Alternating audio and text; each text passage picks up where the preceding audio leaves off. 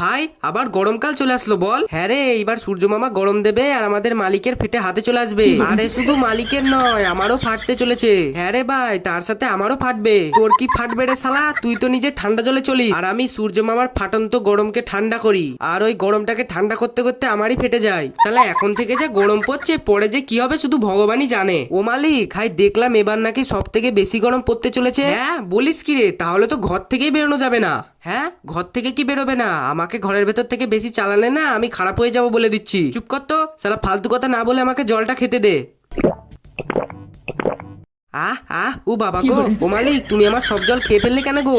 এবার তো আমার গরমে ফেটে যাচ্ছে। তুমি এক কাজ করো, আমাকে জল ভর্তি করে ফ্রিজে ঢোকাও। হ্যাঁ দাঁড়া দাঁড়া, দিচ্ছি দিচ্ছি। জলটাকে ফ্রিজে দেওয়ার পর কি মালিক, হাই তুমিও ঢুকে পড়ো, তোমার কালো মানিকটাকে ঠান্ডা করে দেবো গো। কি বাবু মুচকি মুচকি হাসলে হবে? চ্যানেলটা সাবস্ক্রাইব করতে হবে তো।